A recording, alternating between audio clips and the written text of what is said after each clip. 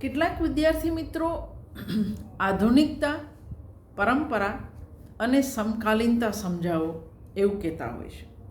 આધુનિકતા એટલે શું એવા 2 થી વધારે વિડીયો મેં મૂક્યા હશે. તમારે આધુનિકતાવાળું પેપર જોઈ લેવું, એની અંદર એ તમને મળશે. એટલે આધુનિકતા એટલે શું તે તો સ્પષ્ટ છે જ.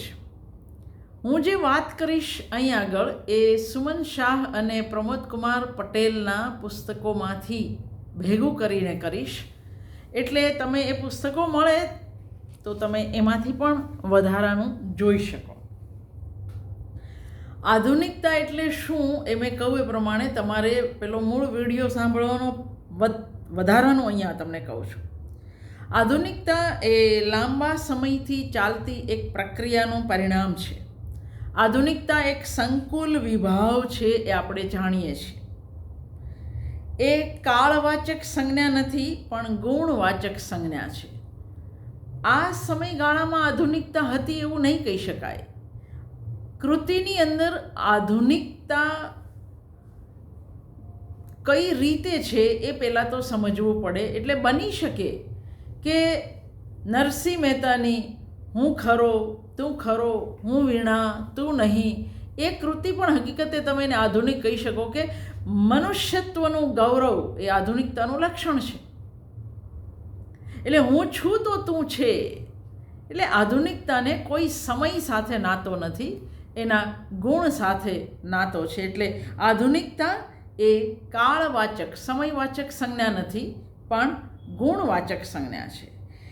આધુનિકતાને કોઈ પ્રવૃત્તિ, પદ્ધતિ, આંદોલન કે સંપ્રદાય એવું નહીં કહી શકાય. આપણે એને બહુપરિમાણી ઘટના તરીકે જ ઓળખી શકીએ. આધુનિકતા મોટે ભાગે ગુણવાચક સંજ્ઞા જ રહે છે.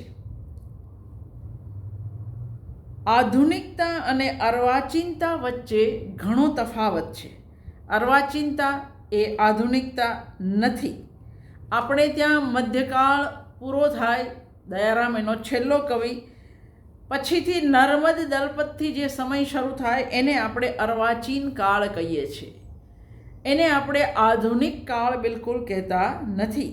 ગુજરાતી સાહિત્યમાં સ્વાતંત્રતા પછીનો જે સમય છે ત્યારે આધુનિક સમય શરૂ થાય છે. સાહિત્યની અંદર વર્તમાનમાં જે કંઈ લખાય એ આધુનિક એવું પણ નહીં. વર્તમાનમાં જે લખાય એ અર્વાચીન કહેવાશે. એનું કારણ છે કે નર્મદના સમય પછીનું બધું જ આપણે અર્વાચીન કહીએ છીએ.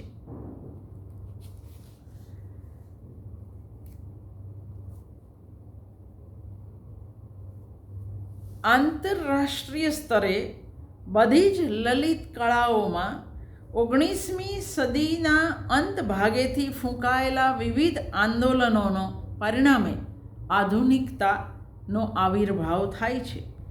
સાહિત્યને નાતો છે ત્યાં સુધી સ્થાપિત નિયમો, પરંપરાઓ અને રૂઢિઓથી છેડો ફાડવીને આધુનિકતા હંમેશા પ્રગટે છે.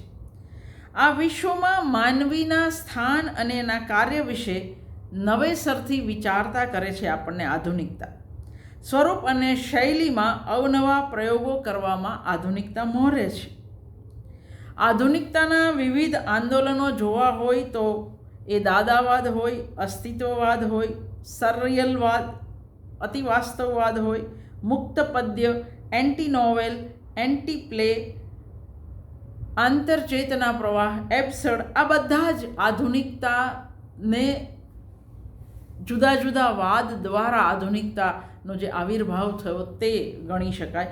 કોઈ એક સમયની કોઈ એક બિંદુ પર તમે આંગળી મૂકીને અહીંથી આધુનિકતાવાદ શરૂ થયો એવું નહીં કહી શકો. તમે આધુનિકતા એટલે શું એ પહેલાં ધ્યાનથી સાંભળજો, પછી તમે આધુનિકતા વિશે લખજો. કારણ કે હું અત્યારે જે તમને કરાવવા બેઠી છું એ પરંપરા અને સમકાલીનતા કરાવવા બેઠી છું. આધુનિકતા પરંપરા એટલે શું? તો જે પેઢી દર પેઢીથી ચાલ્યું આવે છે તે ટ્રેડિશનલ જેને આપણે કહીએ છીએ તે. પણ આધુનિકતા પરંપરાથી છેડો ફાડે છે, એનો વિરોધ નથી કરતી. પરંપરાને પચાવ્યા પછી જ એનાથી છેડો ફાડી શકાય એટલું યાદ રાખવાનું. જે કંઈ જડ થઈ ગયું છે, સ્થગિત થઈ ગયું છે, સમયના વહેણ સાથે જે વહેતું નથી, જે બદલાતું નથી, એનો વિરોધ કરવાનો છે. પરંપરા એટલે કે આધુનિકતા એનો વિરોધ કરે છે, જે જડ છે, જે સ્થગિત છે તે. અર્થાત આધુનિકતા પરંપરાનો નહીં પણ જડ થઈ ગયેલી પરંપરાનો, રૂઢિઓનો વિરોધ કરે છે. રૂઢિ એટલે, પરંપરા એટલે જેવું હતું તેવું ને તેવું જ સોંપવું, પેઢી દર પેઢી ચાલ્યું આવવું, કશા જ આંશિક પરિવર્તન વગર, જ્યાં પરિવર્તનની સંભાવના સમાપ્ત થઈ જાય છે તેવી પરિણતિ એટલે રૂઢિ.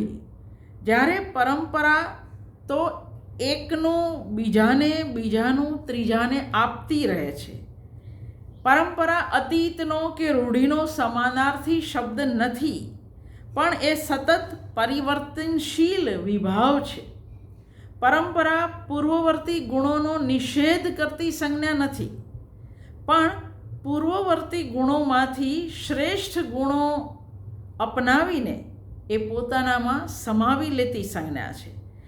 પરંપરાનો સ્વભાવ સમન્વયવાદી છે. ગતિશીલતા અને સાતત્ય એ પરંપરાના મુખ્ય લક્ષણો છે. એ વારસામાં નથી મળતી, એ કઠોર પરિશ્રમથી પ્રાપ્ત થાય છે. એ અતીતનો આધાર લે છે અને વર્તમાનનો આધાર બને છે. આ યાદ રાખવાનું છે. એટલે જ્યારે એલિયટ ટ્રેડિશન એન્ડ ઇન્ડિવિડ્યુઅલ ટેલેન્ટની વાત કરે, પરંપરા અને વૈયક્તિકતા, તમે જે મૌલિકતા પ્રગટાવો છો ત્યારે તમે પરંપરાથી છેડો ચોક્કસ ફાડો છો, પણ પરંપરાને પચાવ્યા પછી એનાથી છેડો ફાડો છો. કશુંક નવતર કરવાનું છે, પણ જ્યાં સુધી તમે પરંપરાને પચાવતા નથી ત્યાં સુધી તમે કશું નવતર આપી શકતા નથી. એટલે પરંપરા એટલે આ. અને હવે સમકાલીનતા એટલે શું? આધુનિકતા અને સમકાલીનતા એ પર્યાયવાચી સંજ્ઞા નથી. સમકાલીનતાને સમય સાથે સંબંધ છે, જ્યારે આધુનિકતાને કેટલાક વિશિષ્ટ વલણ અને ગુણ સાથે નાતો છે. બંને સંજ્ઞામાં પૂર્ણ કે આંશિક રીતે સમય સાથે સંબંધ હોવા છતાં આધુનિકતામાં યુગ વિશેષનો ગુણ સમાયેલો છે, જ્યારે સમકાલીનતા સ્થિતિ વિશેષનો એક આયામ છે. બંને સંજ્ઞાઓમાં પરિવર્તનશીલતાનો ગુણ છે. પ્રત્યેક યુગની સમસામયિકતા અને આધુનિકતા જુદી હોવાની, આમ છતાં સમસામયિકતા એક જ યુગમાં અનેક સ્વરૂપે જોવા મળે છે, જ્યારે આધુનિકતા એ સમગ્ર યુગનું એક સંવેદન છે. આધુનિકતાનું એક મૂલ્ય તરીકે લાંબુ જીવન હોય છે, જ્યારે સમકાલીનતા એ જલ્દી જૂની થઈ જાય છે. સમકાલીન પરિસ્થિતિ પ્રત્યેક દેશમાં જુદી હોઈ શકે, પણ આધુનિક પરિસ્થિતિ દુનિયાના લગભગ દેશમાં એના જન્મ માટેના કારણો પણ લગભગ સરખા જ હોય છે અને પછીથી એના લક્ષણો પણ લગભગ સરખા જ જોવા મળે છે. ક્યારેક આધુનિકતાની ગતિ અને માત્રામાં તફાવત જોવા મળે. દાખલા તરીકે આપણે એવું કહીએ કે 1920 પછી દુનિયાની અંદર આધુનિકતાનો આવિર્ભાવ થયો, પણ આપણે ત્યાં 1956-57 પછી થયો. એટલે આધુનિકતાની ગતિ અને માત્રામાં તફાવત જોવા મળે, પરંતુ સંવેદન અને લક્ષણોના સંદર્ભે આધુનિકતા લગભગ દરેક જગ્યાએ સરખી જ હોય. એ દ્રષ્ટિએ આધુનિકતા એ વૈશ્વિક ઘટના છે, જ્યારે સમકાલીનતાને દેશકાળ સાથે સીધો સંબંધ છે. દરેક પ્રદેશની સમકાલીનતા જુદી હોવાની. આધુનિકતા સમકાલીનતાનો વિરોધ કે નિષેધ નથી કરે, પણ એ સમકાલીનતાનું અતિક્રમણ ચોક્કસ કરે છે. સુમન શાહ આ બે સંજ્ઞા વિશે કહે છે કે સમકાલીનોમાં ઘણા બધા એવા હશે જે પૂર્વજોનો વારસો વહેંઢારવા માટે જ જન્મ્યા હોય છે. આપણા સમયમાં જીવે છે એટલે તેઓ આધુનિક નથી બનતા. આજે લખાતું બધું આધુનિક નથી હોતું. આધુનિકો સંભવ છે કે સમકાલીન હોય, પરંતુ સમકાલીનો બધા આધુનિક ન હોય, ન પણ હોય. એટલે ધારો કે આપણે એવું કહીએ કે ધૂમકેતુ અને દ્વિરેફ સમકાલીન છે. એટલે જો સમસામયિક અને સમકાલીનમાં પણ ફરક છે. સમસામયિક એટલે અત્યારે મારા સમયમાં જે થઈ રહ્યું છે તે. હું એવું કહું કે કિરીટ દુધાત અને હર્ષદ ત્રિવેદી એ મારા સમકાલીન કવિ છે, વાર્તા લેખક છે.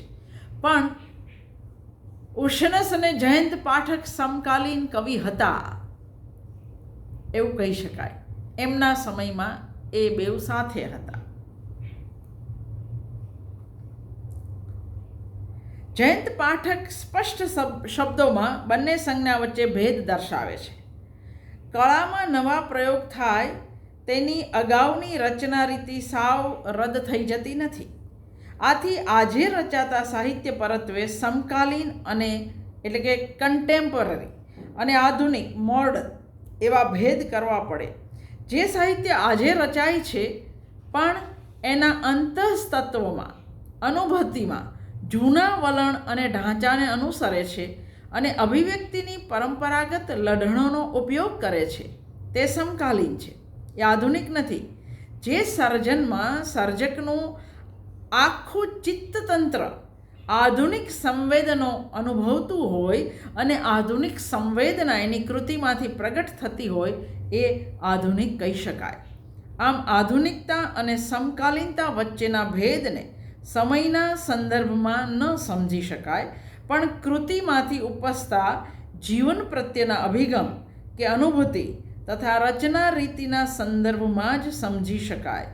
આધુનિકતા એક બૌદ્ધિક દૃષ્ટિકોણ, એટીટ્યુડ ઓફ માઇન્ડ છે, જ્યારે સમકાલીનતા એક સ્થિતિ વિશેષને પ્રતિબિંબિત કરવાનું એક વલણ છે. તો આ બે વચ્ચેનો મુખ્ય ભેદ.